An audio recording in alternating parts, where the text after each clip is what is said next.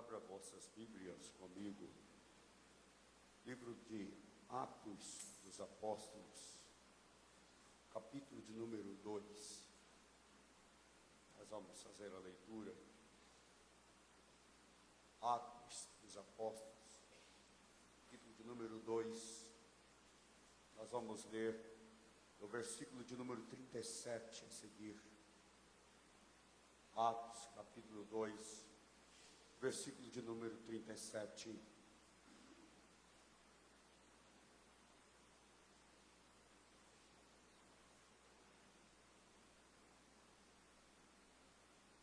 Ouvindo eles isto, compungiram-se em seu coração e perguntaram a Pedro e aos demais apóstolos: que faremos, varões, irmãos? Disse-lhes Pedro: arrependei-vos cada um de vós, seja batizados em nome de Jesus Cristo, para perdão dos pecados, e recebereis o dom do Espírito Santo. Porque a promessa vos diz respeito a vós, a vossos filhos, a todos que estão longe, e a tantos quantos Deus nosso Senhor chamar.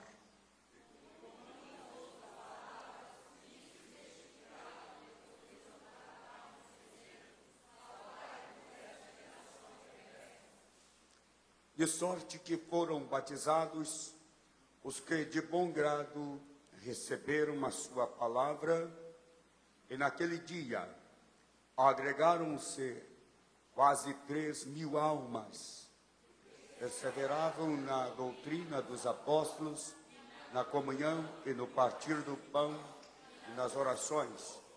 Em cada alma havia temor, e muitas maravilhas e sinais se faziam pelos apóstolos. Todos que criam estavam juntos e tinham tudo em comum. Vendiam suas propriedades e fazendas e repartiam com todos, segundo cada um tinha necessidade.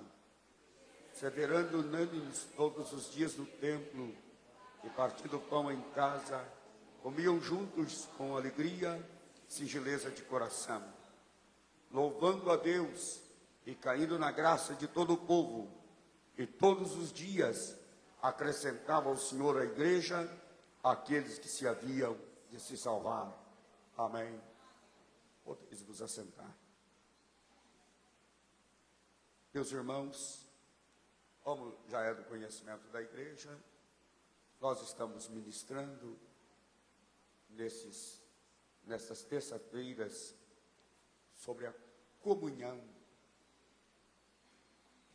E nós falamos, em primeiro lugar, a comunhão espiritual. E citamos como exemplo de comunhão espiritual a comunhão de Moisés com Deus, a comunhão dos discípulos com o Senhor Jesus. E na terça-feira passada, nós comentamos sobre a comunhão, o estímulo da comunhão entre os irmãos, desta comunhão espiritual. E na terça-feira passada, ou atrasada, se não me foge da memória, eu citei alguns princípios que estimula a comunhão, a nossa comunhão, a comunhão entre os irmãos. Ela estimula a comunhão espiritual. E lemos aqui que Jesus, ele fez uma promessa dizendo que onde estiver 2 ou 3 reunidos em meu nome, aí estarei no meio deles. E justamente quando aplica esta regra ao princípio da comunhão familiar,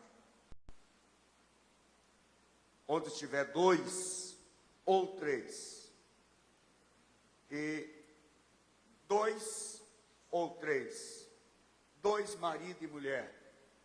3, com os filhos. O culto começa em casa. Alguém, às vezes, fica pensando, e aquela que é viúva, não tem marido?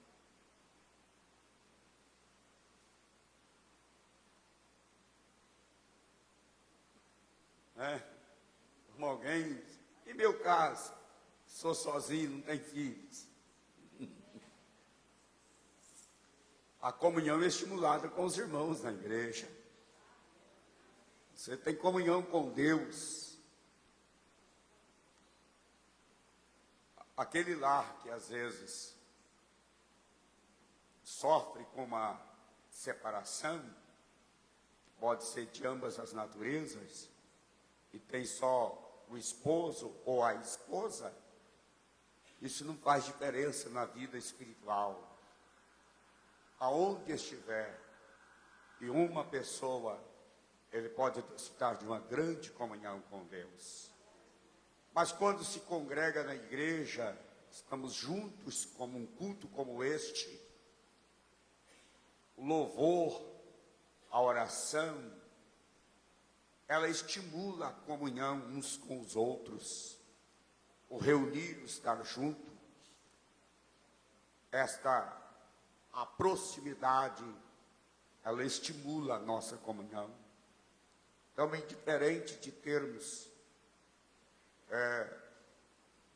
uma família, a nossa comunhão espiritual, ela pode ser estimulada com os membros da igreja, mas ela não deixa de ser estimulada dentro do lar, uma família, que é o princípio que deve ser estabelecido da renovação e do estímulo da nossa comunhão com Deus, a comunhão espiritual e a comunhão fraternal, porque comunhão com Deus é comunhão espiritual. Comunhão fraternal é aquela que nós dedicamos e demonstramos ao nosso irmão, os membros da igreja e até os membros da família. Esta comunhão, ela é uma comunhão maravilhosa. E é justamente isso que nós estamos estudando nesses dias. A palavra do Senhor, ela nos dá uma demonstração que a vontade de Deus e o propósito de Deus revelado nas Sagradas Escrituras é que a igreja do Senhor, ela vem no seu dia a dia vivenciar aquele modelo de comunhão que Deus deixou revelado nas Sagradas Escrituras. Qual é o modelo? Quando nós lemos o Evangelho de João, você abre a sua Bíblia comigo, Evangelho de João, capítulo de número 17, o versículo de número 21 e o versículo de número 22. Jesus, ele fala aos seus discípulos, e ele neste texto, ele traz para nós uma revelação importante através das Sagradas Escrituras. E neste texto, Jesus, quando ele fala, ele disse para que todos sejam um. Aqui há uma unidade, há aqui um vínculo, que esta unidade, este vínculo, ele só é possível acontecer através de uma ação do Espírito Santo sobre a vida dos servos de Deus. mais do que nunca, texto como este e outros nos revela a necessidade que temos de cultivar uma comunhão íntima e pessoal com o Espírito Santo, para desfrutarmos de uma ação plena do Espírito Santo em nossa vida. É preciso ter uma comunhão pessoal com Ele. É preciso cultivar uma comunhão com o Espírito Santo. É preciso ter intimidade com Ele. É preciso sujeitar a direção do Espírito Santo. É preciso ouvir a sua voz. É preciso ser sensível à sua operação. Quando a igreja, ela desfruta desta comunhão, quando a igreja tem intimidade com o Espírito Santo, então o Espírito Santo opera promovendo a unidade da igreja, promovendo a união, o vínculo entre as partes que existem na igreja. Ora, irmãos, uma igreja vazia do Espírito Santo, uma igreja que não experimenta a comunhão do Espírito Santo, uma igreja que ela está distante da comunhão do Espírito Santo, é fácil para ela desagregar, é fácil para haver divisão, é fácil para haver separação, é fácil para que as coisas deste mundo penetra, reina no seio dela, porque ela está destituída da ação e da operação do Espírito Santo. O sinal de uma igreja vazia é quando a fofoca reina nela, é quando a dissensão reina nela, é quando a facção, a divisão reina nela, quando ela se divide em grupos, em partes, é sinal que ela é uma igreja vazia, que o Espírito Santo não está reinando e não está operando nela. Porque a unidade da igreja, o vínculo, a comunhão da igreja, ela é resultado de uma ação poderosa do Espírito Santo na sua vida. Por isso Jesus, quando fala nesse texto, ele diz, para que todos, indiferentes, some, desaparece a indiferença, todos são nivelados, todos tornam iguais na pessoa do Espírito Santo.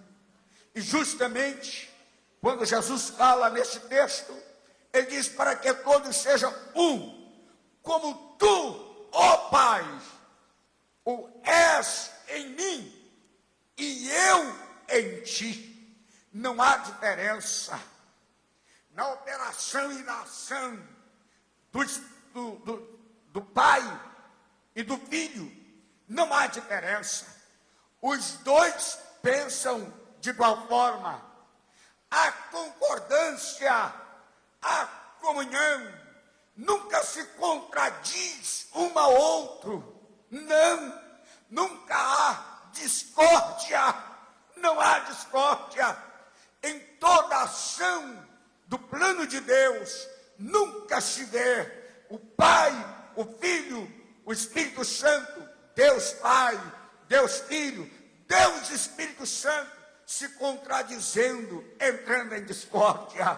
Por quê? Porque existe comunhão, existe parceria, cumplicidade, existe concordância.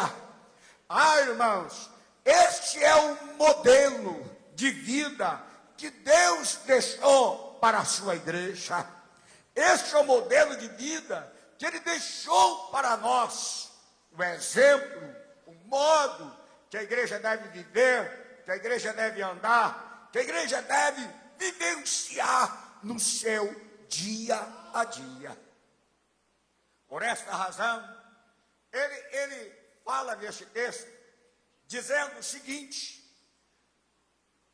e eu em ti, que também eles, você e eu, você e o outro, você e o irmão que está sentado na mesma cadeira que você está, você e o que está lá atrás, ele diz aí que também eles sejam um em nós. Aí preste atenção, que eles sejam um em nós, porque fora de Cristo não existe comunhão. Fora da ação do Espírito Santo não há unidade.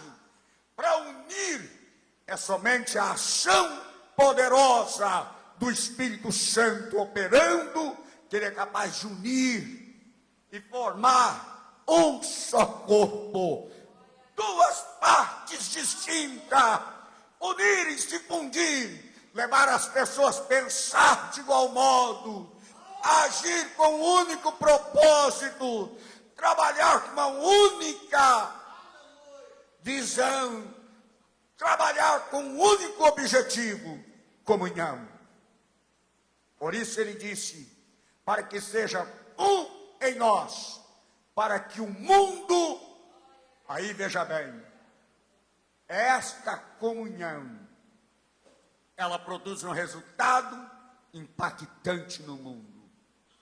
Irmãos, quando eu analiso um texto como este da palavra de Deus, o resultado da operação de Deus neste mundo depende muito do modo de vida desta igreja. Depende muito do nosso modo de vida. Deus, ele tem uma maneira de revelar a este mundo. E o modo de Deus revelar a este mundo é através da sua e da minha vida. É através da vida desta igreja. Preste atenção o que Jesus ele diz aí. Para que o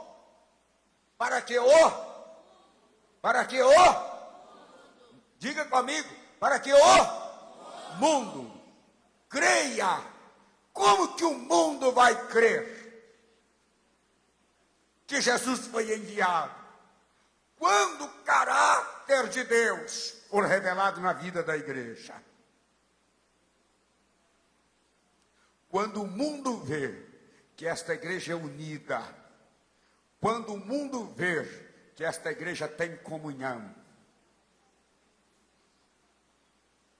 quando o mundo vê que esta igreja está vivenciando realmente aquele padrão que Deus estabeleceu para que ela venha vivenciar nesta terra. O mundo, ele não pode ver Deus na vida da igreja, na nossa vida, se nós não tivermos comunhão uns com os outros. Deus só vai revelar o seu caráter em nós e através de nós, quando nós vivermos em perfeita comunhão uns com os outros.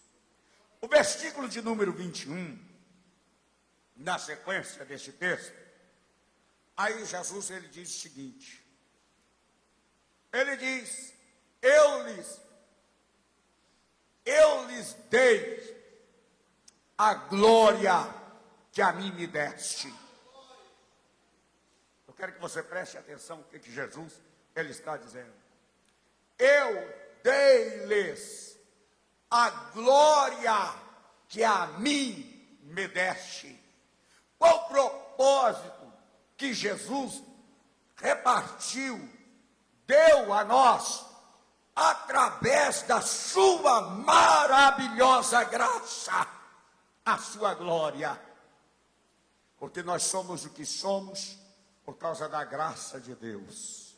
Se não fosse a graça de Deus, nós não seríamos nada.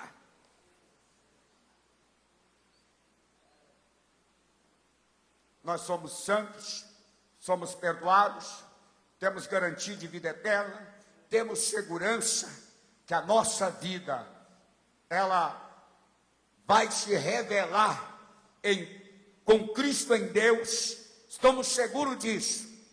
E isso não é mérito nosso, isto é mérito da graça de Deus, que Ele comunicou em nossa vida através de Cristo. Aí Jesus, Ele disse: eu dei-lhes a glória que a mim me deste. Você tem algo de Deus na sua vida. Você é diferente deste mundo, irmão. Querendo ou não, você tem algo de Deus na sua vida. Em certo aspecto, nós somos iguais aos demais. Como ser humano, nós somos de barro, matéria, iguais aos outros. Mas em nós existe algo que não existe nesse mundo. Que algo que nós temos, que esse mundo não tem. Você preste atenção que Jesus, ele fala nesse texto e diz: eu dei-lhes. Você recebeu o que Jesus te deu? Você já recebeu? Você tem? Está em você? Pela fé você tem. Você tem algo que faz você ser diferente neste mundo. Você tem algo que te dá segurança neste mundo. Você tem algo que o identifica com o céu. Você tem algo que o identifica como filho de Deus. É porque Jesus te deu a glória. Você tem glória de Deus na sua vida. Esta glória é que nos capacita a vivermos unidos, a relacionar, a amar, a estarmos juntos, a compartilhar. É justamente esta glória. Por isso Jesus, ele disse: para que sejam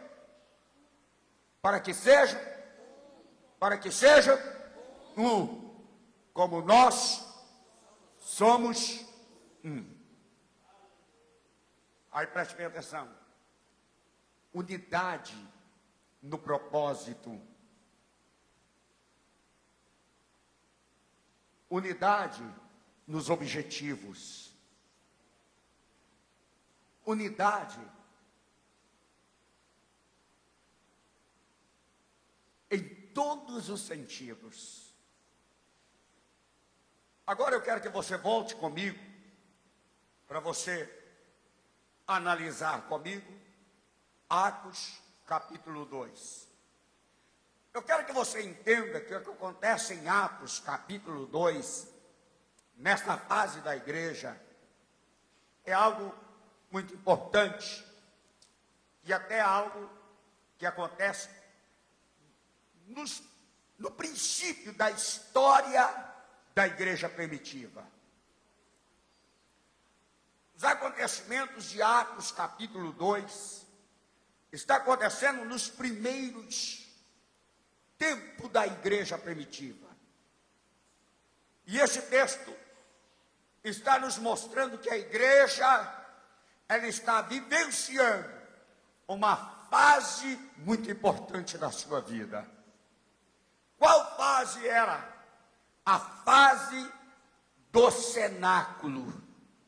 Quando nós falamos a fase do cenáculo, nós lembramos de 120 crentes reunidos no cenáculo.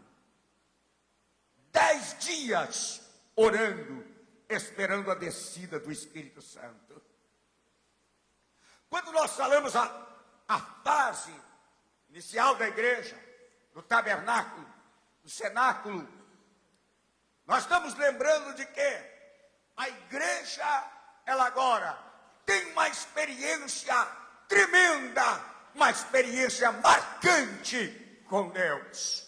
Enquanto eles estavam reunidos, veio o Espírito Santo como um vento veemente, como um som impetuoso, encheu o cenáculo. O Espírito Santo veio. E quando o Espírito Santo desce, o Espírito Santo não vem quietinho, silencioso. A Bíblia diz que ele vem de repente e como um vento veemente e impetuoso. E ele encheu aquela casa. E a ação do Espírito Santo é maravilhosa. A ação do Espírito Santo, ela, muitas das vezes, ela se manifesta como uma ação purificadora. O que é isso? Ele vem como fogo. Qual é o processo que purifica? Qual é o processo que purifica o ouro? Hein? Fogo. O fogo, ele não estraga o ouro. Pelo contrário, o fogo dá qualidade ao ouro. O fogo, pelo contrário, ele separa o ouro da escória. Por isso que o Espírito Santo, quando ele se manifestou no cenáculo, primeiro, ele veio como um vento veemente. Irmãos, ele veio como um vento, porque se não tiver vento, não tem vida, não tem oxigenação, não tem. Para o vento, não existe oxigenação. Por isso o Espírito Santo, quando vem, ele veio oxigenando, transmitindo vida, vivificando. Quando ele vem como fogo, purificando, dando qualidade, separando. Glória a Deus. E ele não para. Na vida de um crente, ele está sempre agindo, oxigenando, purificando, separando, tirando as escórias, dando qualidade, aperfeiçoando.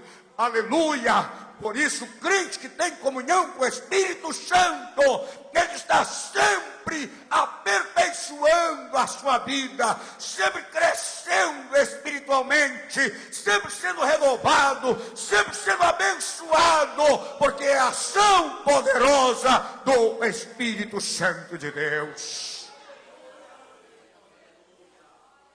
Você não pode ficar sem a operação do Espírito Santo na sua vida. Você não pode ficar sem comunhão com o Espírito Santo de Deus. Você precisa buscá-lo. Você precisa receber a sua graça. Você precisa receber a sua presença. Você precisa receber o fogo que ele tem para te purificar. Você precisa receber o vento que ele tem para te renovar, para te vivificar. E naquela ação do Espírito Santo naquele dia, quando eles olhavam uns para os outros, a Bíblia diz que eles viam a língua como que de fogo que pousava sobre a cabeça de cada um. Eles olhavam, não tinham dúvida, não ficava à margem de dúvida, que ali existia uma ação poderosa do Espírito Santo operando naquelas vidas. Irmãos, aquela igreja foi unida de tal forma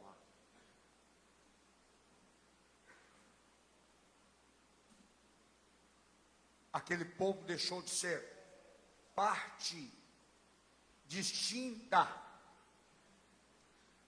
Aqueles crentes parou de pensar cada um em si e passou a pensar na coletividade. Não havia lugar para a indiferença, para as questões. E quando surgia, imediatamente era solucionado. Não tinha espaço nem lugar na vida daquela igreja. Qual é o resultado desta comunhão? Preste atenção. Naqueles dias, quando nós lemos o texto, a leitura que nós lemos aqui, versículo de número 38, e disse-lhe Pedro: arrependei-vos cada um de vós, seja batizados em nome de Jesus Cristo para perdão dos pecados, e recebereis o dom do Espírito Santo. Aí ele fala da presença constante do Espírito Santo na vida daqueles crentes, na vida da igreja, que não mudou. O Espírito Santo, ele precisa estar presente na vida da igreja.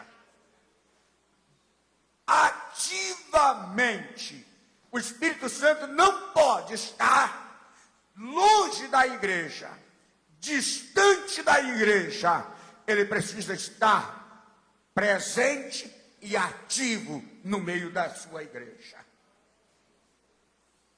Quando eu leio o versículo de número 39, o versículo de número 39 diz assim: porque a promessa vos diz respeito a vós, falando deles naqueles dias, a vós, mas não ficou preso somente a eles, estendeu um pouco mais e disse: a vossos filhos, aqueles que estavam nascendo, crescendo, se formando. E não ficou só nos filhos. O que ele diz mais? E a todos os que estão longe, vocês vão ser renovados, serão cheios do Espírito Santo, irão receber o dom do Espírito Santo. Olha, e aqueles que estão longe também. Os que estão longe, aqueles que estão distante daqui, eles receberão a mesma graça, receberão o mesmo poder. Bendito seja esta profecia, porque ela chegou no Brasil. O Espírito Santo veio até nós. Nós estamos aqui hoje, cheios da graça, cheios do Espírito Santo, abençoados pela renovação do Espírito de Deus, porque diz a todos que estão longe. E mais ainda, que mais que ele diz? A tantos quantos Deus, nosso Senhor, chamar. Você está incluso aqui. Quantos foram chamados por Deus para esta graça? Quantos foram chamados para esta graça? Aí Deus te incluiu aqui. Se Ele te chamou, Ele te incluiu nesta promessa. E hoje você pode ser cheio do Espírito Santo. Você pode receber a graça de Deus, receber a operação do Espírito Santo de Deus na sua vida, ser abençoado por Deus na sua vida, porque Deus não esqueceu de você. Quando Ele firmou esta promessa, Ele prometeu em te renovar e te encher do Espírito Santo. Aqui foi a base, o fundamento de sustentação da igreja primitiva nos seus primeiros passos, e que esta igreja, ela permanece nesta base, ela não fugiu dela e não pode fugir. A razão da igreja primitiva crescer e o Espírito Santo ter uma ação, eu vou colocar para você entender, uma ação de liberdade de operar na vida da igreja, deveu-se ao fato dos crentes desfrutar de uma comunhão muito grande entre eles. Preste atenção no que o texto diz. Versículo de número 40, é bem verdade, que a igreja, nesta fase, ela estava vivendo um contexto histórico diferente do que nós vivemos hoje. Preste atenção para você entender. Quando lemos versículo 40 diz assim: e com muitas outras palavras, isto testificava e os exortava, dizendo: salvai-vos desta geração perversa. Eu quero que você entenda que as mensagens da igreja primitiva era mensagem simples. Era mensagem muito simples, mas mensagens com um poder tão grande, com um impacto tão grande no coração e na vida dos irmãos. Por que, pastor? Por que o coração dos crentes era impactado? Por causa da comunhão que existia entre eles.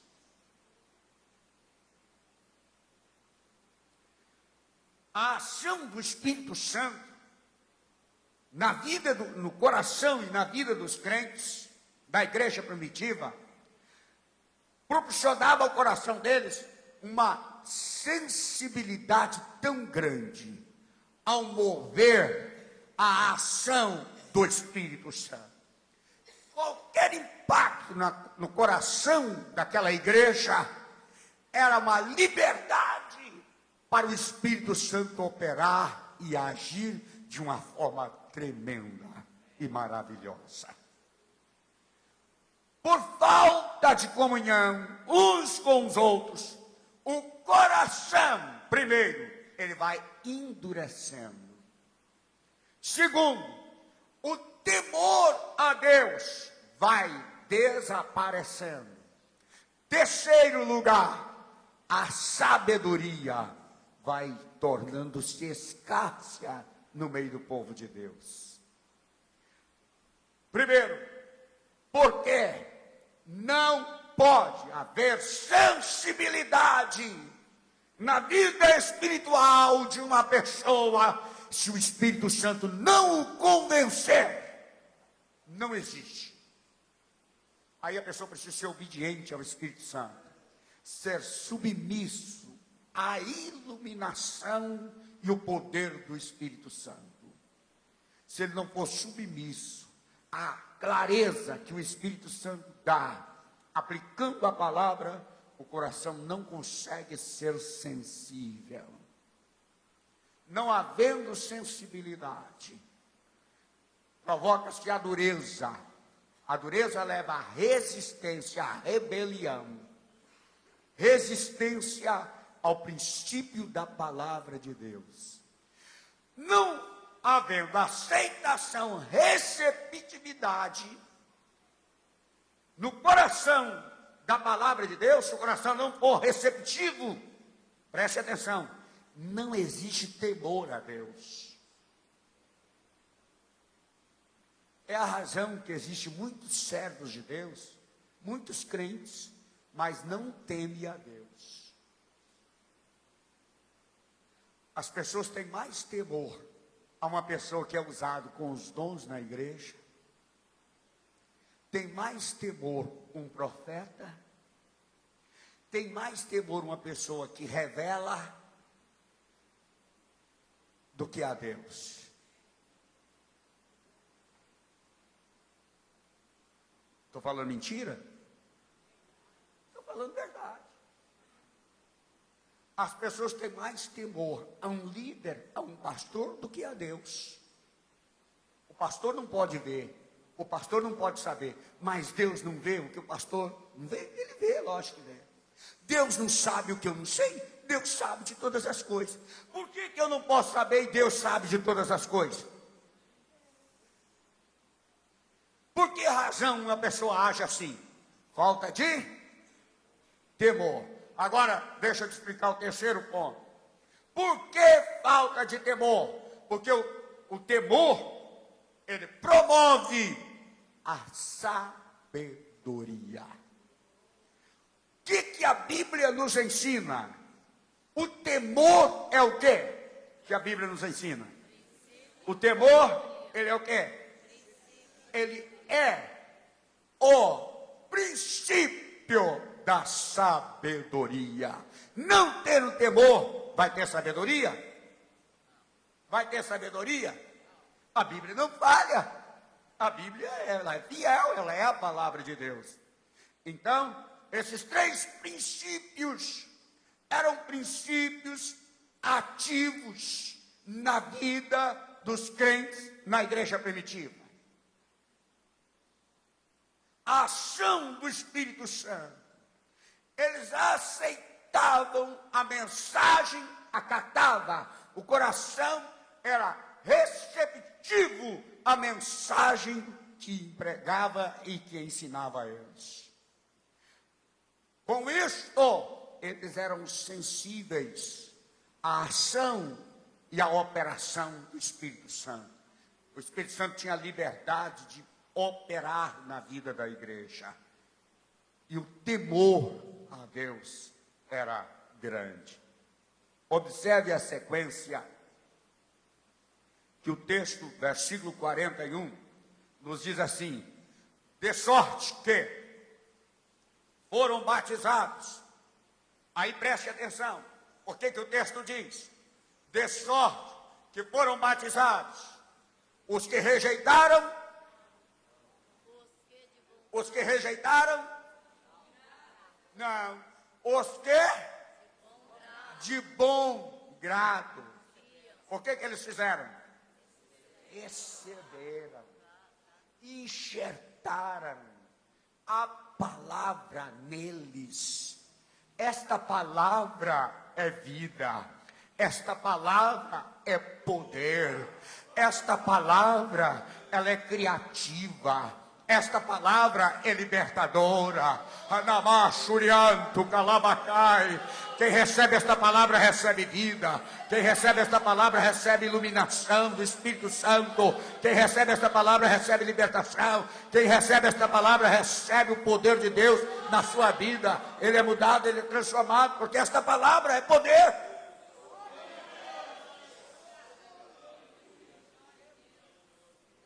Eles não fechavam o coração para receber a palavra. Irmão, é terrível.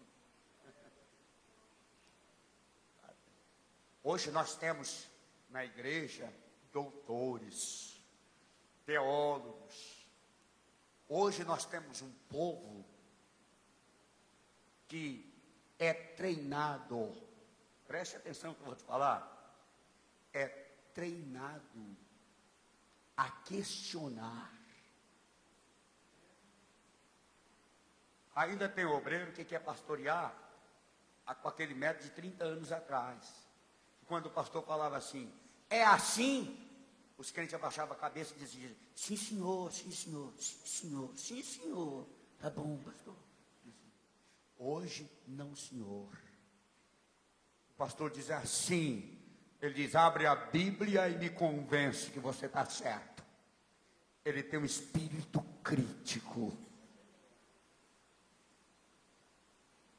Aí ainda quem quer pastorear com aquele método de 30 anos atrás, se dá com os burros na água, que não é fácil. Mas, em suma, hoje nós temos teólogos, nós temos pessoas formadas, você está pregando aqui, e tem pessoa criticando você atrás de você. Você está pregando aqui, daqui a pouco as pessoas estão lá na internet questionando o que você pregou. Cada cabeça tem uma ideia, cada cabeça tem uma interpretação. E diz que o doutor fulano interpretou assim, o escritor fulano de tal diz que é assim, e fulano de tal diz que é assim. Ele nunca diz, o Espírito Santo revelou que é assim. A palavra de Deus diz que é assim. Então, quando você está falando aqui, cada cabeça tem uma interrogação e questionando, abrindo a Bíblia e mostrando, não, isso aqui é assim, o outro diz, não, isso aqui é assim. O coração está fechado para receber a orientação e direção do Espírito Santo. A maior parte das cabeças Irmão, eu não sou um pregador, eu falo a palavra de Deus. Em nome de Jesus. Antes de eu morrer, eu ainda vou ser um pregador. Deus vai me dar essa graça ainda. Eu ainda vou aprender a pregar. Em nome de Jesus. Estou lutando para isso. Em nome de Jesus. Deus ainda vai me fazer um pregador. Eu tenho essa fé. Deus não vai me levar antes de eu ser um pregador. Em nome de Jesus. Mas eu sei. Aí cada um tem uma interpretação, seu modo de dizer. Hoje você prega para pessoas que estão acostumadas a ter um senso crítico. Isso impede a pessoa a receber a palavra de Deus. As pessoas estão questionando. É isso mesmo? Está certo? Não está? Lá na igreja primitiva não tinha isso, não. A mensagem era pregada. E aí diz assim, e eles de bom grado. O que eles fizeram? Receberam a palavra de quem? Dos apóstolos. Receberam a sua palavra. Aí, irmão, quando eles recebiam a palavra, era impactado. O coração era impactado. O temor surgia. Os crentes se tornavam sábios, porque o temor é o princípio da sabedoria. Com isso, a ação do Espírito Santo promovia a comunhão na igreja. Aí preste atenção. Aí o Espírito Santo tinha liberdade para operar. O Espírito Santo ia operando. E aí, sabe qual é o resultado disso? As pessoas viam Deus.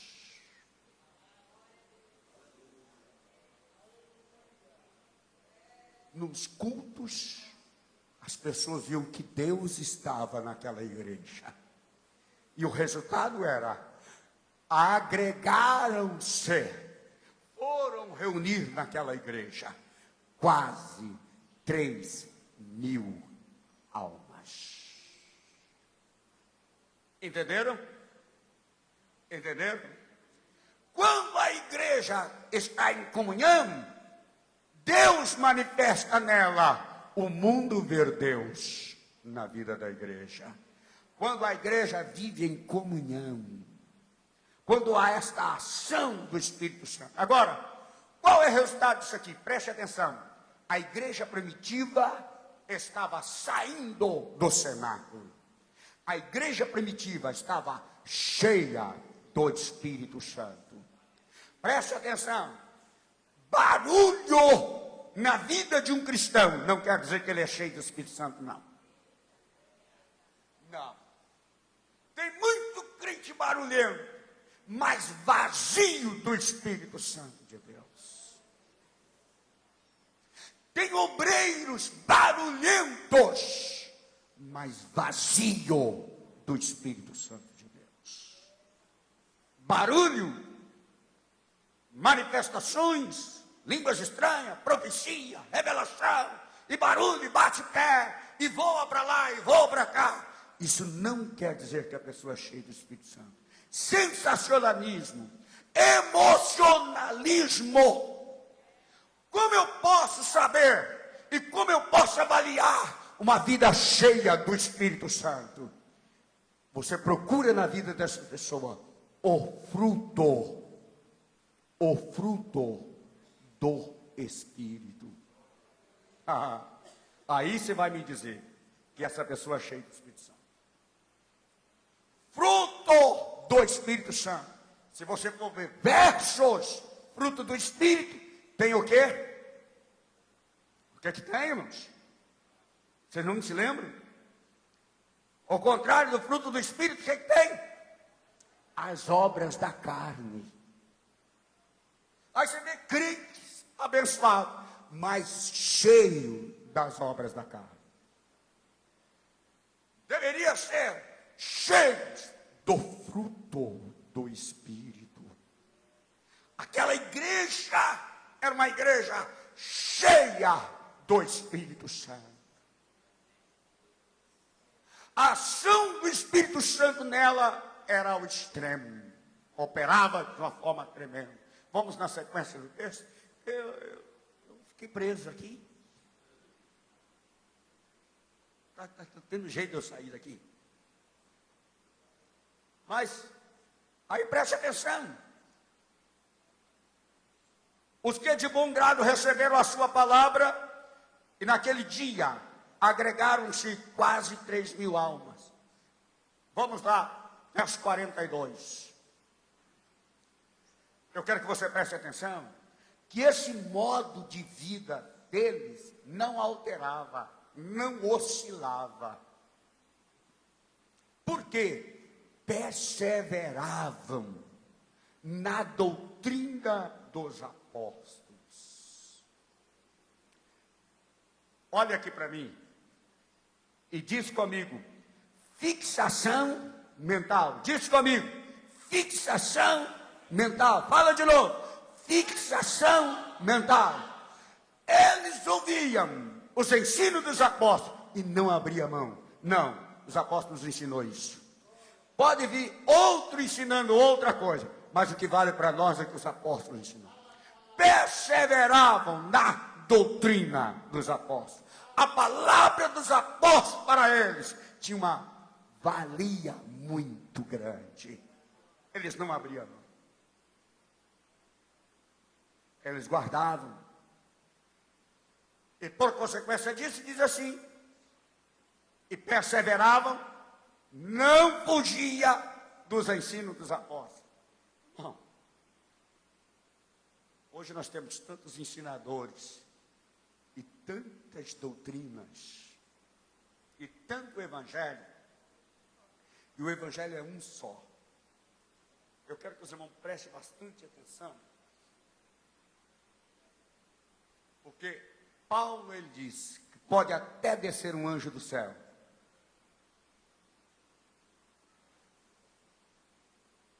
Existem pessoas aí que têm visões, revelações, que desceu anjo e mandou eles abrir uma igreja e pregar um evangelho, porque esse já não está prestando mais.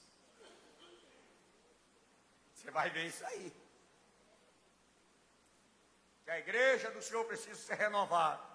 Sai fora disto. Paulo diz que esse fundamento é colocado por Jesus. Este fundamento, ninguém pode lançar outro além deste que já está posto. E até o anjo do céu se descer de lá. É um evangelho amaldiçoado. Porque o único evangelho é o de Cristo. É o de Jesus. Esse evangelho fácil, esse evangelho misturado que tem aí, ele é perigoso. E precisamos ter cuidado com ele. E olha, só para reforçar, Jesus nos preveniu e disse assim, ó: se for possível, enganaria até quem? Até quem? Até quem?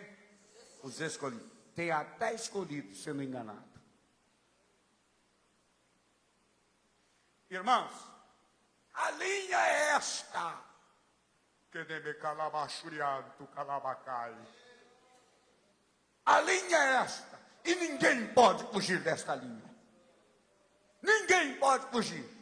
Este é o evangelho de Cristo. É o fundamento que ele lançou. A doutrina dos apóstolos. Embora tem muita gente que não sabe o que é a doutrina dos apóstolos. Né? Eles perseveravam, não abriam mão. Depois, e na comunhão. Eles perseveravam na comunhão. E no partir do pão. E nas orações. Essas são as doutrinas dos apóstolos. É o que eles ensinavam. Comunhão, partir do pão, tem dois sentidos aqui. Se você for olhar na história bíblica, a igreja primitiva, quando você ministra a ceia, e vai lá em 1 Coríntios capítulo 11, você vai ver que lá tinha duas ceias. a ceia dos irmãos e a ceia do Senhor. Era uma festa chamada ágape, era o partir do pão. Reunia e cada um levava os alimentos para se alegrar e partilhar comunhão. Quem tinha mais, levava mais e condições melhor. Quem era menos favorecido, ia e levava o que podia. Paulo censurou os crentes porque esta festa, mais tarde, ela deixou de promover a comunhão fraternal e começou a haver dissensão. Porque passou a formar-se os grupos, os mais abastados, comia o de melhor e os menos favorecidos ficava de lado. Outros bebiam até embriagar e outros pobrezinhos ficavam sem nada. Paulo censurou a igreja de Corinto por isto. Era a festa chamada ágape, era a ceia de irmãos. Depois que celebrava a ceia dos irmãos, aí que ia celebrar a ceia do Senhor. Mas aí já tinha gente triste, gente embriagada, gente de um jeito, de outro. O Espírito Santo já não estava mais com aquela liberdade que tinha lá no princípio da igreja. Está vendo como que as coisas mudam? Está vendo como que as coisas vão mudando? É só conhecer a história da igreja. Mas o princípio da igreja, a base fundamental da igreja, os crentes não podem fugir dela. Aí eu quero dizer para os irmãos que aqui tem um contexto histórico que nós precisamos analisar. Perseveravam na doutrina dos apóstolos e na comunhão e no partir do pão e nas orações. Versículo 43. E em cada alma, o que havia? Em cada alma, o que havia? Temor. Irmão, Deus me livre. O crente não falava mal do outro. Isso era pecado extremo na igreja.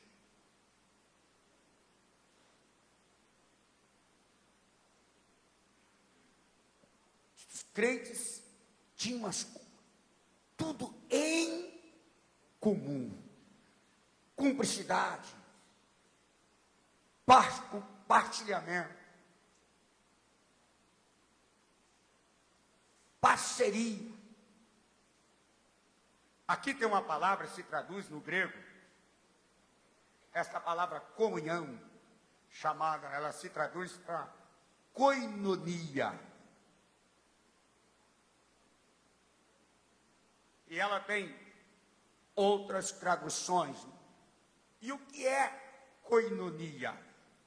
Koinonia se define como compartilhamento, uniformidade.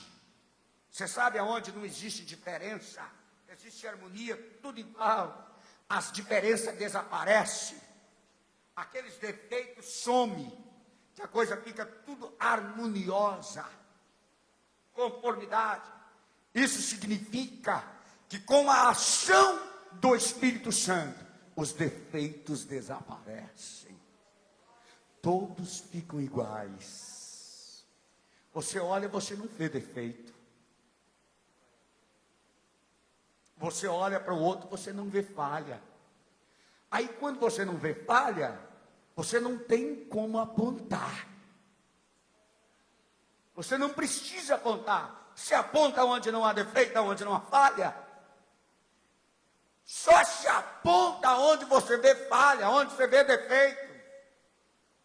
Se critica, às vezes aonde você percebe que está falha, mas muitas das vezes a falha não está lá. A falha está nos olhos de quem está olhando. É os olhos que está defeituoso. Lá não existe falha, a falha está nos olhos. Os olhos percebem falha em tudo, erro em tudo, e aí apontando. Mas quando o Espírito Santo de Deus está operando, existe koinonia, uniformidade, associação próxima, quando existe parceria, quando há participação, quando há associação, tudo torna igual. É isso que a igreja primitiva estava vivenciando. Por isso, o versículo 42 diz assim: e perseveravam na doutrina dos apóstolos, na comunhão e no partir do pão e nas orações. Como nós somos divididos hoje?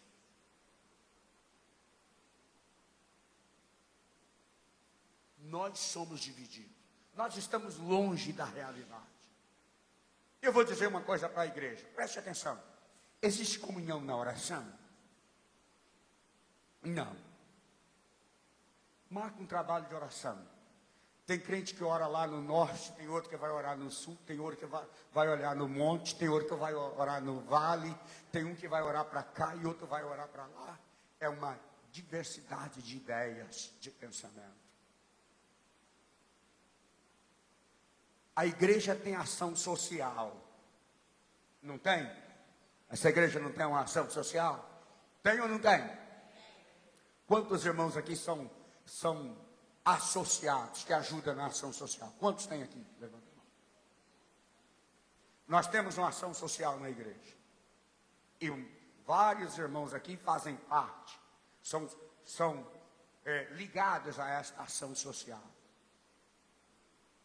Mas tem pessoas que, enquanto estão todos trabalhando para um objetivo único, para a ação social da igreja, tem outros fazendo campanha para ajudar A, para fazer B, para ajudar B. Chega, me dá aqui, irmão, vamos ajudar fulano aqui, me dá aqui, vamos ajudar fulano, vamos daqui.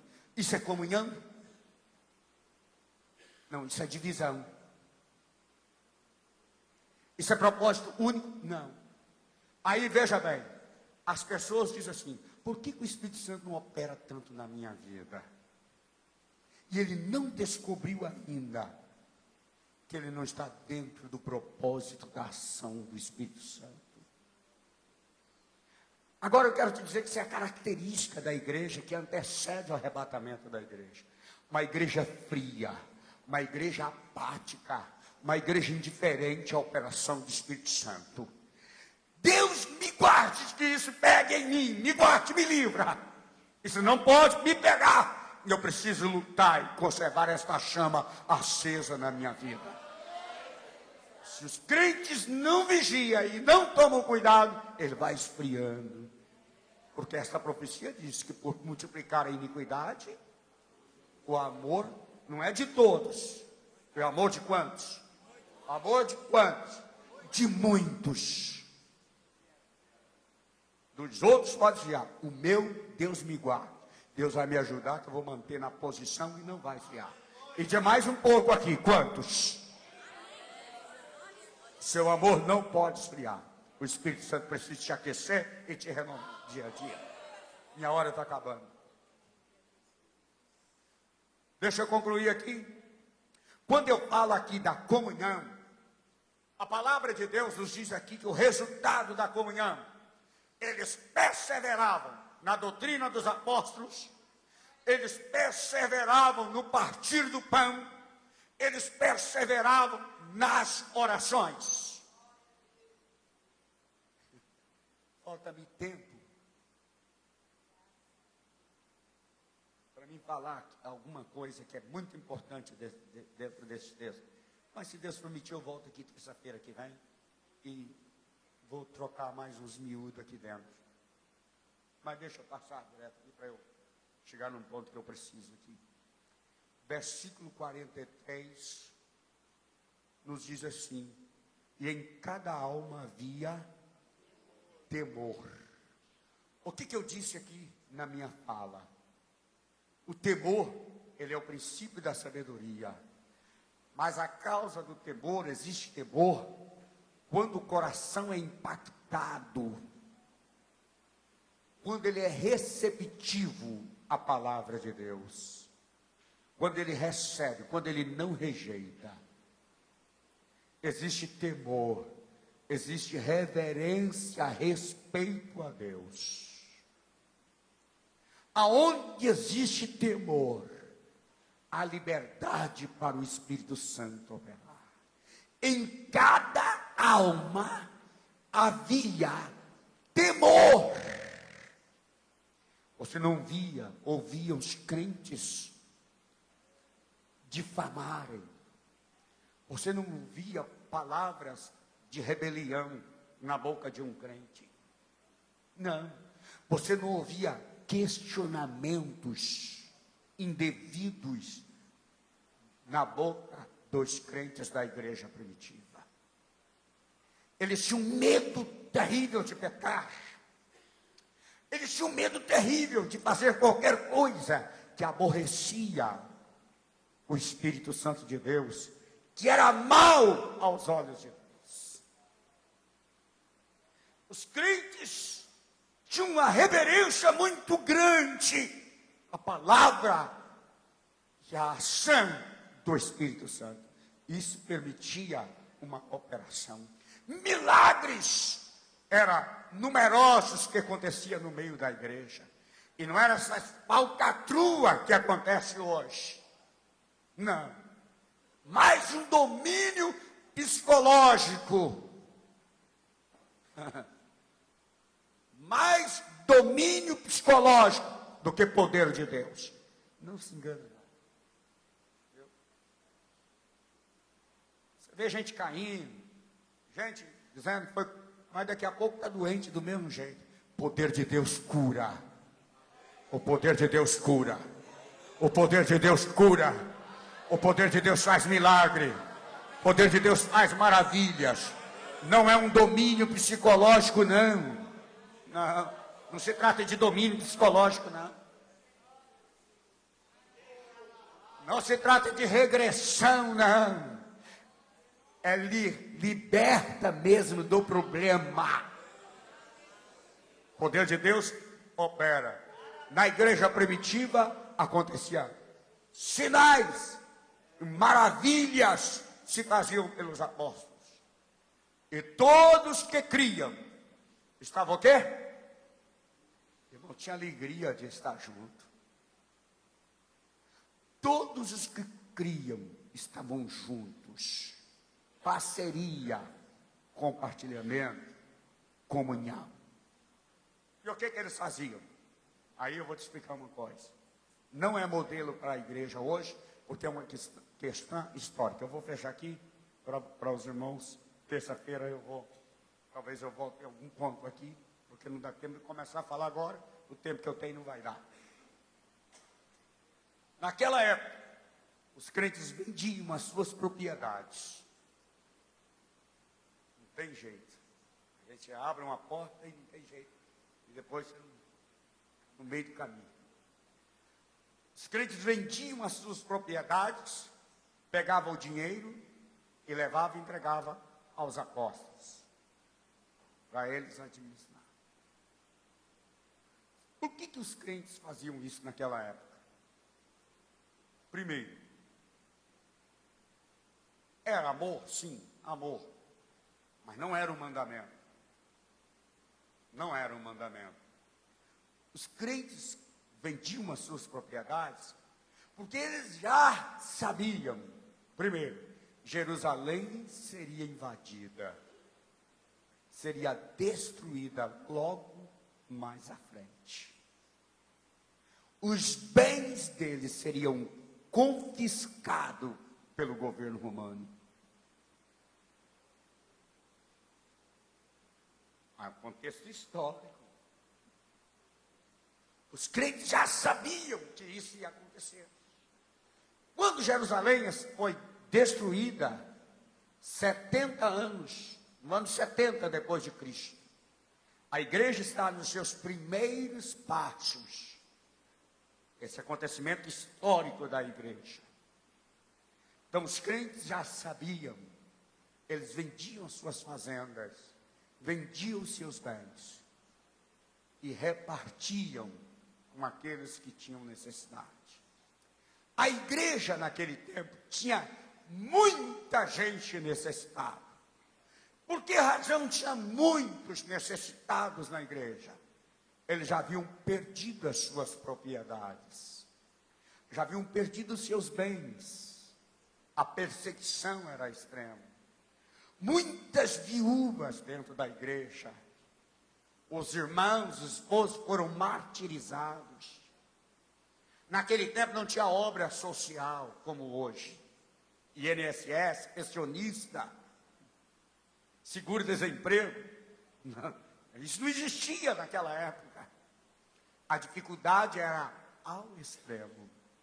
Então, existiam muitos necessitados, viúvas, filhos órfãos. E essas pessoas, a igreja cuidava deles. Mas, aí, veja bem, tem pessoas que não têm certo conhecimento bíblico, acham que os irmãos que são mais abastados, têm que vender a empresa deles, têm que vender os carros, e trazer, depositar aqui para sustentar aqueles que querem viver pela fé dos outros. Não é isso que a igreja, não é isso que a doutrina bíblica diz. Lá tinha uma razão, o contexto histórico que eles estavam vivendo. Que a Bíblia diz é isso aqui.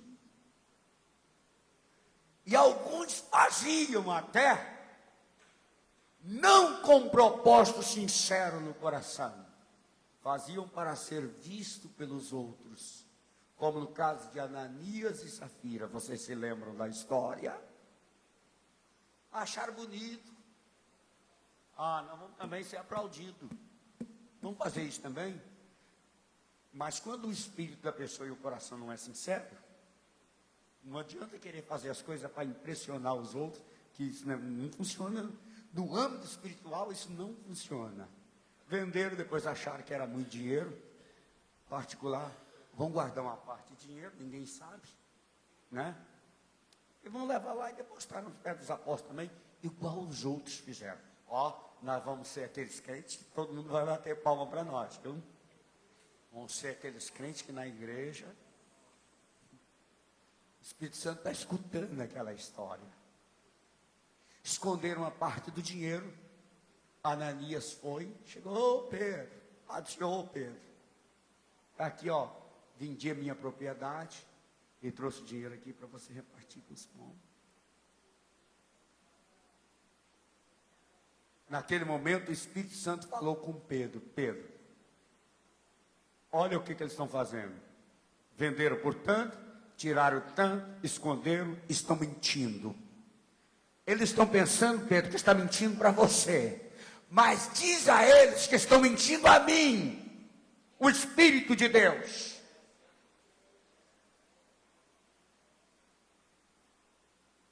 E Pedro diz: por que estás mentindo ao Espírito de Deus? E naquele momento Ananias caiu morto. Passado 2 horas, chegou Safira, com aquela bolsinha pendurada. Não é assim que as irmãs andam?